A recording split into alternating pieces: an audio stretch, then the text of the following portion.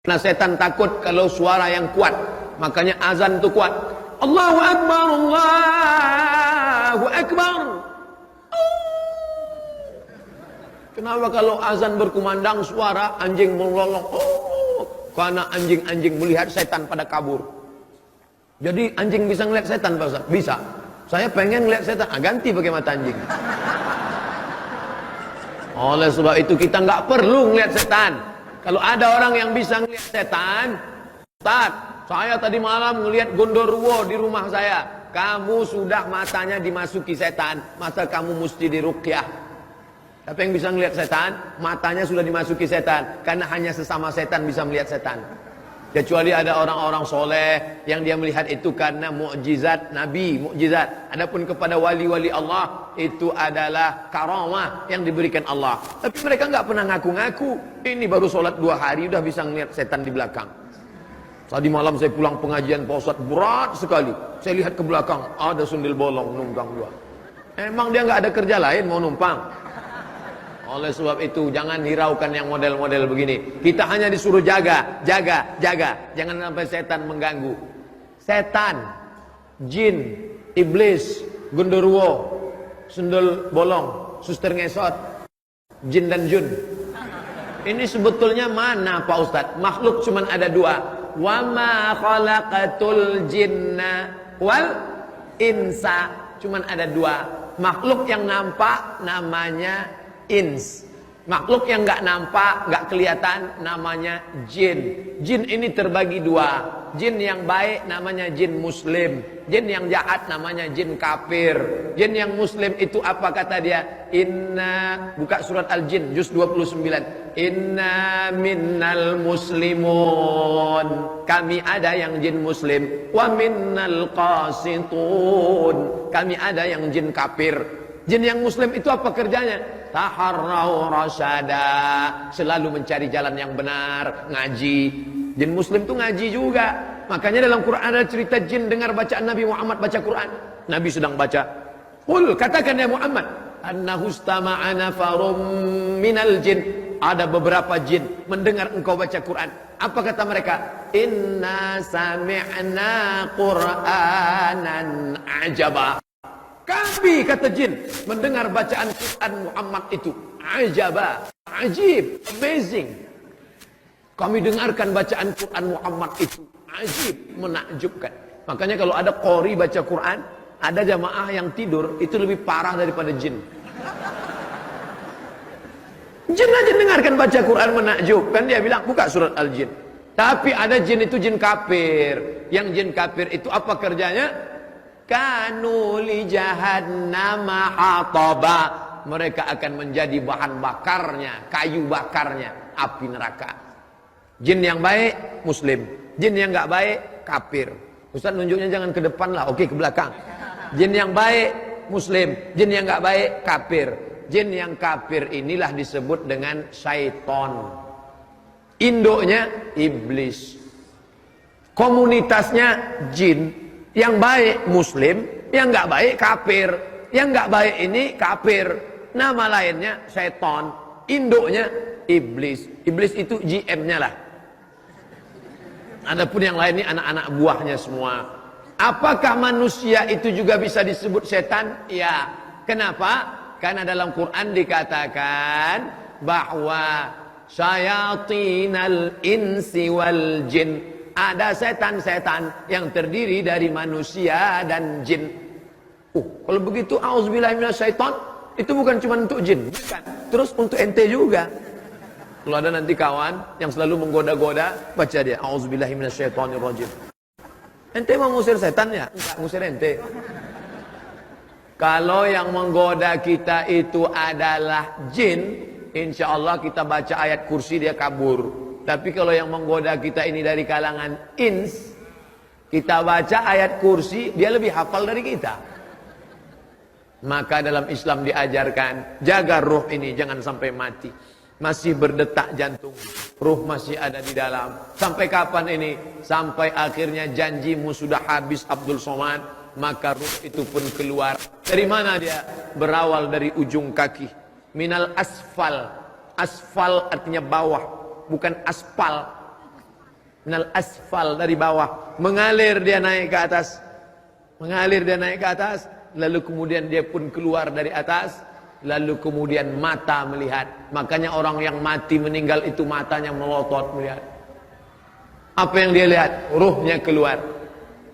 Orang yang meninggal dunia, salah satu ciri husnul khatimah, irqul jabin, keluar keringat dari jabin.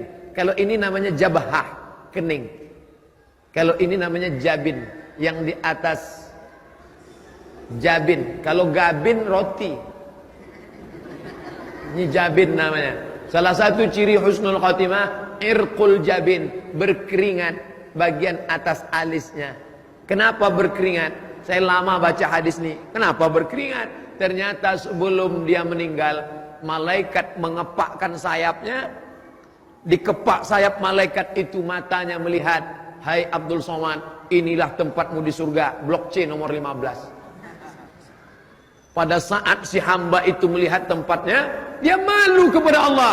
Salatku enggak seberapa, puasa sunatku enggak seberapa, ilmuku enggak seberapa, amalku enggak banyak. Tapi kenapa aku masuk dalam surga? Malu dia. Respon orang yang malu, biasanya perempuan tersipu malu. Biasanya laki-laki merasa malu. Kalau dia dipermalukan, merah telinganya, naik darahnya, atau bisa jadi keringat dingin. Tapi mayat yang akan meninggal dunia, jasad yang akan ditinggalkan ruh, ungkapan malunya berkeringat atas keningnya. Tapi jangan yang keringat rekayasa. Nanti mentang-mentang ustaz ceramah, tanda husnul khatimah, ada keringat di atas. Pas tetangga sedang nggak ada, semprot. Biar disangka orang ustaz mati husnul khatimah. Kan itu maksudnya. Nggak perlu kita pencitraan. Ini nanti sampai mati pun pencitraan. Dipoto, alhamdulillah ada keringatnya sampai melebar ke wajah lagi. Kan itu maksudnya. Artinya ruh itu keluar. Orang beriman, ruhnya keluar seperti embun yang menetes dari ujung daun. Ini daun, pada saat tengah malam embun turun awan ke bawah, lalu kemudian berkumpul dari sisi-sisi daun, menetes di ujung daun. Embun menetes ke bawah, daun tidak ada yang ranting patah, daun tidak bergoncang. Begitulah keluarnya. Tapi bagi orang yang berdosa, seperti duri ditarik dari kain, dari kulit yang basah. Masuk duri ke dalam kulit, ditarik. Ketika ditarik dia, mata kail yang ada dua, mata kail atau anak panah yang masuk ke kulit, lalu ditarik dengan kuat sampai dagingnya terikut. Begitulah rasanya kematian. Ada yang mengatakan kematian itu seperti tebasan pedang di tempat yang sama beratus kali.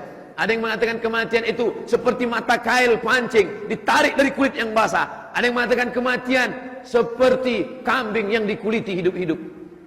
Semua menceritakan itu kepada Nabi Muhammad sallallahu alaihi wasallam. Makanya selalu kita berdoa, Allahumma hawwin alaina fi sakaratil maut.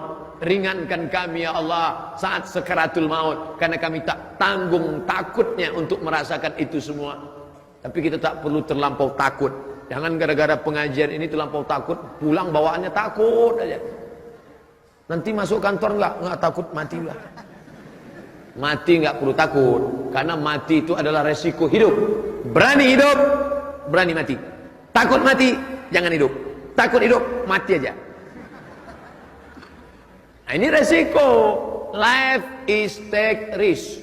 Hidup adalah berani mengambil resiko. Dan filosof-filosof barat itu hampir tidak pernah cerita mati. Socrates, Aristoteles, Demokritos, Thales, filosof-filosof barat, mereka hampir semuanya kalau sudah cerita mati takut. Tapi Islam justru cerita tentang mati. Kenapa? Mati adalah semangat kehidupan. Kenapa kita beramal soleh? Persiapan untuk mati. Makanya saya tidak ingin, awalnya saya ragu untuk menyampaikan tema ini. Ruh ketika berpisah dengan jasad berarti mati. Saya tidak ingin selesai pengajian umat Islam di Bandung bawaannya mau mati aja semua. Gimana bisnis kita ke depan, Bu? Udahlah nggak usah diurus, saya mau mati aja.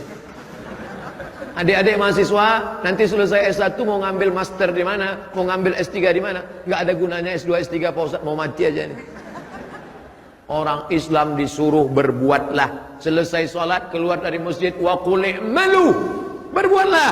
Fasayarallahu amalakum. Allah yang akan menilai perbuatanmu. Wa rasuluhu. Rasulullah yang akan menilai perbuatanmu. Wal mu'minun. Orang-orang beriman yang akan melihat hasil dari perbuatanmu. Oleh sebab itu jangan pernah berhenti berbuat. Walaupun engkau sudah mau mati, sudah ada tanda-tanda kematian, sudah terasa tanda-tanda kematian, maka di tanganmu masih ada bibit korma. Idza waqa'at ala ahadikumul qiyamah. Kamu sudah mau mati, wa fi yadihi fasila. Di tanganmu ada bibit korma, falyaghrisha, tanamkan.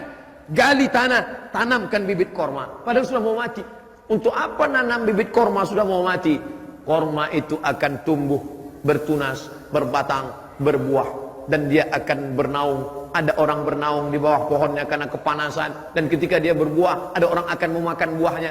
Allahumma barik lana fima razaqtana wa qina adzabannar. Nyami. Di saat itu engkau akan mendapatkan pahala. Jangan pernah berpikir saya dapat apa. Yang penting engkau berbuat, nanti pahalanya Allah yang ngurus.